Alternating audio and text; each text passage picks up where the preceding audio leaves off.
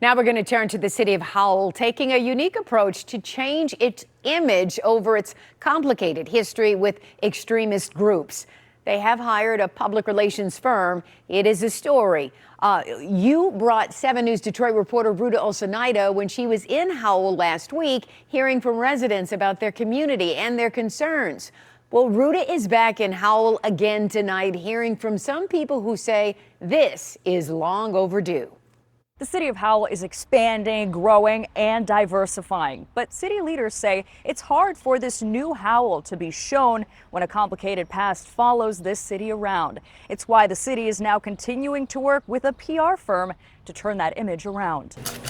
Scott Bidoff has owned O'Crumb's Bread Company in downtown Howell for 2 years now. He has roots in this community and, like most residents, knows its complicated past and present. I was working at Cleary's right here when White Lives Matter showed up right there at the courthouse, and my coworkers were saying there's men with masks out there.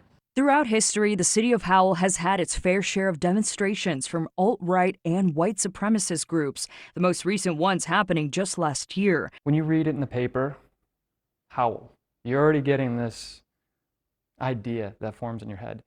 And I think we need to start changing that narrative. City councilman and the only member on the ballot for Howell mayor this upcoming election, Nicholas Hertrich, is looking to the future.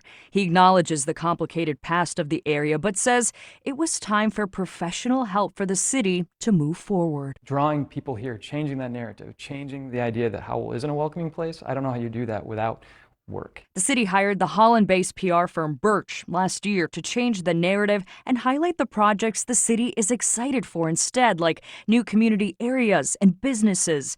On Monday, satisfied with the company's work, the city renewed the firm's contract for another 3 months up to a year. There's no obligation by the city or any city to do communications, but a good city communicates well to the people who live here and the visitors it wants to visit. The cost of this rebrand, $6,500 of taxpayer money per month. I think it's a waste of taxpayer dollars, and it'd be better served, the city would be better served putting that funding even to basic services. But other residents like Scott are fans of the plan, ready to see the city he loves in a more positive light all around.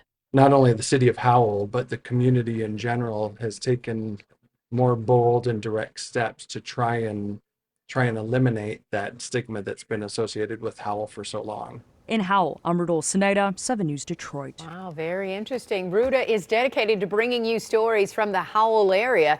If you have a story suggestion, please email us at tips@WXYZ.com or email Ruta directly at ruta.olsonida@WXYZ.com. Mike?